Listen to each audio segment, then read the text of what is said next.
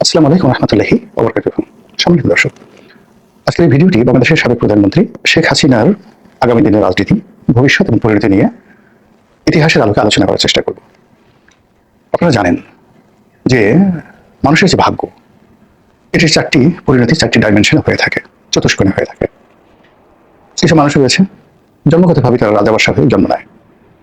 আপনি যত চেষ্টা করেন, এখন চেষ্টা করে কি আপনি সেই সৌদি আরবের রাজ পরিবারের সদস্য হতে পারবেন? মোহাম্মদ বিন সালমান এখন যুবরাজ, তার সে 1000 গুণ ক্ষমতা আপনার থাকতে পারে, লেখাপড়া থাকতে পারে, প্রজ্ঞা মেধা যোগ্যতা থাকতে পারে, ধী শক্তি থাকতে পারে, কিন্তু আপনি কি সৌদি আরবের যুবরাজ হতে পারবেন? কিংবা বাকিংহাম প্যালেসে এখন যিনি রাজা হিসেবে আছেন, কিং হিসেবে আছেন, চার্লস, তিনি বা তার পুত্র উইলিয়াম, তার মতো কি আপনি হতে পারবেন? যেহেতু আপনাকে সেই জায়গাটা থেকেই যেতে দিচ্ছে, তাহলে বোঝার চেষ্টা করুন, জন্ম আপনাকে অনেক কিছু নির্ধারণ করে দেয়। 2 নম্বর হলো যে আপনার যে ভৌগোলিক অবস্থান।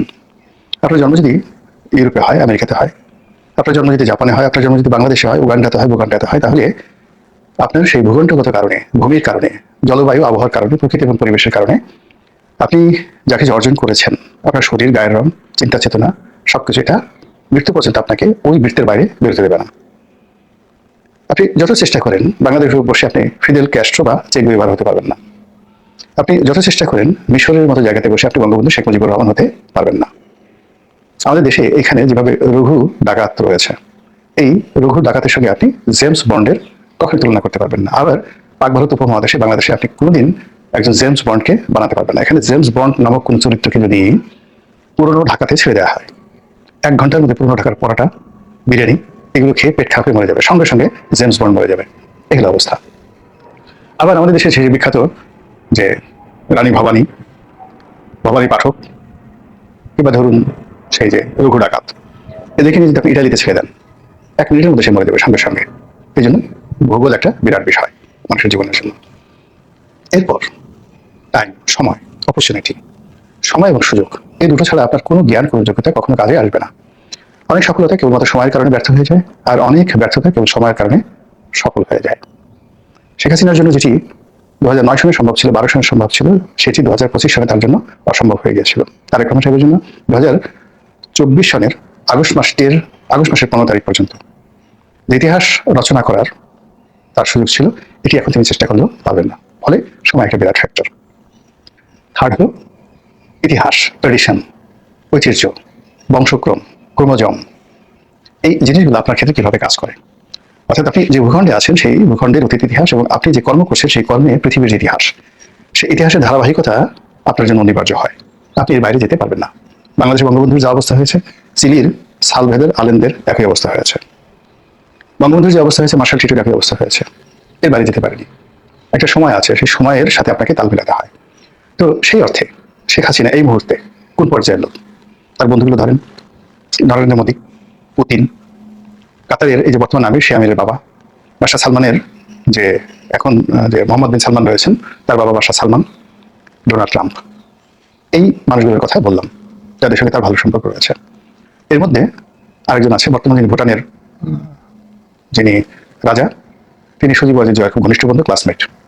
আর তার বাবা শেখ হাসিনার ঘনিষ্ঠ বন্ধু, মানে সাবেক রাজা, ভুটানের সাবেক রাজা। এই যে লিগেসি, এই মানুষগুলোর তকদিরের সাথে, পরিণতির সাথে, যাকে বলা হয় তার লিগেসি এবং তার তকদির নির্ভর করছে। 2 নম্বরে যেটা আছে যে তিনি যে লিগেসি ধারণ করেন, বঙ্গবন্ধু, এটি তার প্রধান পুঁজি। তো বঙ্গবন্ধু লেভেলে তার বন্ধু কারা ছিলেন? Nelson Mandela. তার বন্ধু কারা ছিলেন? যুগোস্লাভিয়ার মার্শাল টিটো। তার বন্ধু কারা ছিলেন? আনোয়ার সাদাত, মিশরের president Anwar Sadat, Fidel Castro. তার বন্ধু ছিলেন ইয়াসির আরাফাত। অর্থাৎ আপনি সেই জোট নিরপেক্ষ আন্দোলনে 1973-তে যে বঙ্গবন্ধুর উপস্থিতি, সেই জায়গাতে যে পোর্ট্রেটগুলো আছে, ছবিগুলো আছে, এবং সেখানে তার সঙ্গে যার বন্ধুত্ব, সেই বন্ধুত্বের প্রেক্ষিতে যে একটা ইতিহাস রচনা হয়েছে, সেই ইতিহাসের ধারাবাহিকতায় ওই মানুষগুলো, যে পরবর্তী প্রজন্ম, নেক্সট জেনারেশন যারা রাজনীতিতে এসেছেন, তাদের যে পরিণতি হয়েছে, শেখ হাসিনারও ঠিক সেই পরিণতি হবে, এতে কোনো সন্দেহ নেই। এটাই হিস্ট্রি। ইতিহাস বলে না যে ইতিহাস বারবার ঘুরে ফিরে একই ঘটনা ঘটে, হিস্ট্রি রিপিট ইটসেলফ, বারবার ফিরে আসে। তো শেখ হাসিনার জন্য ঠিক সেই ইতিহাস বা সেই পরিণতি অপেক্ষা করছে। এরবারে গ্রহ নক্ষত্র আছে, জ্যোতিষ্ক মণ্ডলী আছেন, আর আপনি যদি সর্বশেষ ধর্মবিশ্বাসী হন, তাহলে মহান আল্লাহ রাব্বুল আলামিনের ডিজায়ার, এটা আপনাকে মানতে হবে। সে শেষটা দিয়ে শুরু করি। মহান আল্লাহর বিজয়। আমরা দেশের জনগণ যেভাবে আশা করেছিলাম, আতঙ্ক অনুভব করেছিলাম, সেক্ষেত্রে শেখ হাসিনার মৃত্যু আমাদের দেশের বেশিরভাগ মানুষ কামনা করেছিল নির্মমভাবে, যে তিনি ধরা পড়বেন, গণপিটুনিতে মারা পড়বেন, এবং সেই ধরনের একটা পরিস্থিতি কিন্তু তৈরি হয়েছিল। এবং এটা ছিল 99.99%। জনগণ গণভবন আক্রমণ করবে এবং সেখানে শেখ হাসিনাকে ধরে, তার বোনকে সহ ধরে পাড়িয়ে মেরে ফেলবে। অনেক মানুষ মনে মনে আশা করতেন যে জয়, পুতুল তারাও বাংলাদেশে যখন থাকে, অর্থাৎ কেউ যেন 75 15 আগস্টে যারা উল্লসিত হয়েছেন, তাদের বক্তব্য হলো যে ওই সময়টিতে শেখ হাসিনা, শেখ রেহানার যে বেঁচে যাওয়াটা, এটা তাদের জন্য একটা অভিশাপ। কাজে আগামী দিনে যদি এরকম কোনো সুযোগ আসে, তাহলে সেক্ষেত্রে শেখ পরিবারের একটা সিঙ্গেল শেখকে বাঁচিয়ে রাখা যাবে না। সেক্ষেত্রে শেখ সেলিম, শেখ হেলাল, অন্যান্য যে সকল শেখ রয়েছে সবাইকে পাড়ায় মারতে হবে। এই ছিল মানে শেখ হাসিনা বিরোধী, আওয়ামী লীগ বিরোধী তাদের একটা জনরোষ। যদিও শেখ পরিবারের মধ্যে অনেক অভ্যন্তরীণ দ্বন্দ্ব সংঘাত কোন্দল রয়েছে, কিন্তু অবাকের ব্যাপার হলো মেরাকেলি প্রায় সব শেখ নিরাপদ দেশে পালিয়েছেন বা চলে গেছেন। তাদেরকে পাঠানো হয়েছে, কেউ নিজেই চলে গেছেন, কেউ পরবর্তীতে চমৎকারভাবে পালাতে পেরেছেন। It's a miracle. অথচ এদেরকে যদি আগস্ট মাসে 2024 সালের 15 তারিখের মধ্যে পাওয়া যেত, জনরোষ এমন পর্যায়ে ছিল তারা কেউ বাঁচতে পারতেন না, তাদেরকে কে বাঁচালো? এরপরে শেখ হাসিনা যেভাবে হেলিকপ্টার করে গেলেন, এটা আমার কাছে একটা অলৌকিক বিষয় মনে হয়। এটা খুব সাধারণ বিষয় নয়। তার হেলিকপ্টার ধ্বংস হয়ে যেতে পারতো, হেলিকপ্টারের পাখা ভেঙে পড়তে পারতো, বা তিনি যখন উড়াল দিবেন, হেলিকপ্টার উঠবেন, তখন গণভবনের গেট ভেঙে গেছে। পুরো জিনিসটিকে যারা ম্যাটিকুলাস বলার চেষ্টা করছেন, এটা যদি ম্যাটিকুলাস ডিজাইনের মতো হতো, তাহলে শেখ হাসিনা সপরিবারে ধরা পড়ার কথা। কিন্তু তিনি সেই ধরাটা পড়েননি। এমনকি তার যারা লোকজন, যেমন সালমান রহমান বা আনিসুল হক, তাদেরকে ধরিয়ে দেওয়া হয়েছে, তাদেরকে নিরাপদ আশ্রয় নিয়ে যাওয়া হয়েছে। পরবর্তীতে তাদেরকে ধরিয়ে সরকারের জিম্মায়, রাষ্ট্রের জিম্মায় পাঠানো হয়েছে, এখন বিচার চলছে। কিন্তু জনগণ যদি তাদেরকে 15 আগস্ট পেত, বিশ্বাস করেন তাদেরকে মানে টুকরো টুকরো করে ফেলা হতো, রক্ত থেকে মাংস আলাদা করে ফেলা হতো, হাড্ডি গুড্ডি সব এলোমেলো করে দেওয়া হতো। এতটা জনরোষ ছিল। কিন্তু কেন সেটা হলো না? নিঃসন্দেহের মধ্যে কোনো ইঙ্গিত রয়েছে, এবং সেই ইঙ্গিত নিয়েই মূলত এখন আওয়ামী লীগের যারা লোকজন, তারা অলৌকিকতা বিশ্বাস করছে যে শেখ হাসিনা ফিরে আসবেন। যদি তিনি ফিরে আসতেন, তাহলে তিনি বাঁচতেন না। আল্লাহ যে তাকে বাঁচিয়ে রেখেছেন, নিঃসন্দেহে এর মধ্যে আল্লাহর একটা প্ল্যান আছে, গুড প্ল্যান আছে। এই আশায় তারা প্রতিদিন সীমান্তে তাকিয়ে থাকেন, প্রতিদিন নরেন্দ্র মোদীর দিকে তাকিয়ে থাকেন, দিল্লির দিকে তাকিয়ে থাকেন, আর পত্রপত্রিকায় দেখেন, এবং আমরা যারা কন্টেন্ট তৈরি করে আমাদের কথাবার্তা শোনার মধ্যে তারা খুঁজে বের করার চেষ্টা করেন যে শেখ হাসিনার আসার কোনো সুসংবাদ আছে কিনা। তো এই কাজগুলো শুধু আওয়ামী লীগের লোকজন করছে তা নয়, আওয়ামী লীগের যারা বিরোধী পক্ষ, তারাও কিন্তু এই শেখ হাসিনার আগমন, তার তিরোধান, তার ফিরে আসা, এগুলো নিয়ে ভীষণ রকম চিন্তায় আছে। বিবিসি থেকে শুরু করে অন্যান্য যে সকল আন্তর্জাতিক গণমাধ্যম, তারা মানে শেখ হাসিনাকে মাইনাস করছে না কেউ, বরং অনেকে প্রমোট করছে, বিশেষ করে BBC world, BBC India, BBC Bangla. তারা প্রতিদিনই একটা না একটা কন্টেন্ট তৈরি করছেন, যেটা প্রকারান্তে আওয়ামী লীগকে পুনর্বাসিত করছে, শেখ হাসিনার ইমেজ বৃদ্ধি করছে, এবং একটা পজিটিভ ধারণা শেখ হাসিনা সম্পর্কে তৈরি করছে। এবং আজকের এই ভিডিওটি যে আমি করছি, এটাও বিবিসি একটা রিপোর্ট দ্বারা আমি অনুপ্রাণিত হই।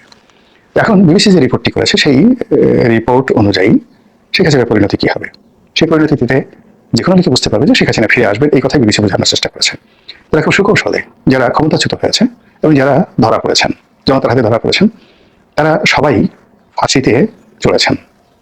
এটা তারা সুন্দর করে বুঝিয়ে দিয়েছেন। সেক্ষেত্রে দ্বিতীয় বিশ্বযুদ্ধের শেষ পর্যায়ে যেভাবে সৈনিকদের হাতে ফ্যাসিবাদের জনক বেনিতো মুসোলিনি ধরা পড়লেন, যেভাবে নিকোলাই সোসেস্কু এবং তার স্ত্রী এলেনা ধরা পড়লেন সেনাবাহিনীর হাতে, তিনিও কিন্তু এভাবে হেলিকপ্টারে করে উড়ে যাচ্ছিলেন। কিন্তু সেই হেলিকপ্টার আবার নামিয়ে ফেলা হয়েছিল মাঝপথে, উঠতে পারেনি, সেনাবাহিনী বিদ্রোহ করেছিল। তো এখন বাংলাদেশের যে এরিয়া, সেই এরিয়ার মধ্যে শেখ হাসিনার হেলিকপ্টারটা একটা নির্দিষ্ট সময় পর্যন্ত ছিল, 2 ঘন্টা 2.5 ঘন্টা। আপনি যদি সীমান্ত এখান থেকে এয়ারপোর্ট পর্যন্ত তাকে যেতে হয়, কয় ঘন্টা সময় লেগেছে? ফ্লাইং টাইম, নামা, এবং সেখান থেকে সামরিক বিমানে যাওয়া, এবং সেখান থেকে আবার যাকে বলা হয় ভারতে যাওয়া। এই সময়টার মধ্যে যদি সেনা বিদ্রোহ হতো, এই সময়টার মধ্যে যদি কোনো রাজনৈতিক সিদ্ধান্ত হতো, তাহলে তাকে ফিরিয়ে আনা যেত। সেটা হয়নি। ফলে নিকোলাই সোসেস্কু এলেনার ক্ষেত্রে যে ঘটনা ঘটছে, সেই ঘটনা শেখ হাসিনার ক্ষেত্রে ঘটেনি, আগামীতে ঘটবে না। একইভাবে যে ঘটনা ঘটেছে সেই ফ্যাসিবাদের জনক সেই ইতালির বেনিতো মুসোলিনির ক্ষেত্রে, সেটাও তার ক্ষেত্রে ঘটেনি, তিনি পালা থেকে ধরা পড়েননি। এভাবে বিবিসি আরো 10-12 জনের নাম বলেছে যারা ধরা পড়েছেন এবং মারা গেছেন। মানে সাদ্দাম ধরা পড়েছেন, মারা গেছেন, ফাঁসিতে চলেছেন। তারপর গাদ্দাফি ধরা পড়েছেন, মারা পড়েছেন। কিন্তু যারা নিরাপদে চলে যেতে পেরেছেন, রেজা শাহ পাহলভি চলে যেতে পেরেছিলেন নিরাপদে। ডাক্তার শানিয়াত সেন, চীনের কিংবদন্তির নেতা, আধুনিক চীনের সেই প্রথম প্রেসিডেন্ট, তিনিও চলে যেতে পেরেছিলেন, ইংল্যান্ডে পালিয়ে যেতে পেরেছিলেন, এবং সেখান থেকে তিনি সেই বিপ্লবের পরে এসে সেই প্রথম সেই চীনের প্রেসিডেন্ট হয়েছিলেন ডাক্তার শান ইয়াত সেন। এখন শেখ হাসিনার জন্য কি পরিণতি অপেক্ষা করছে? তিনি কি শান ইয়াত সেনের মতো ফিরে আসবেন, আবার নতুন করে সবকিছু ইতিহাস তৈরি করবেন, নাকি ইয়াসির আরাফাতের মতো তার বাবার বন্ধু ইয়াসির আরাফাত যেভাবে তার বিরুদ্ধে মৃত্যুদণ্ড জারি হয়েছিল, তিনি সেই মৃত্যুদণ্ড মাথায় নিয়ে সেই ফিলিস্তিনের অভিসংবাদিত নেতা হয়েছিলেন, নেতা হয়ে ফিরে এসেছিলেন, রাষ্ট্র ক্ষমতায় পেয়েছিলেন এবং নোবেল পুরস্কার পেয়েছিলেন। শেখ হাসিনা আরেকটা নোবেল পুরস্কার পাবেন? আমি বলতে পারিনি, বিবিসিকে জিজ্ঞাসা করেন। মহান আল্লাহ আমাদের সবাইকে হেদায়েত দান করুন। আসসালামু আলাইকুম রহমতুল্লাহি ওয়া বারাকাতুহু।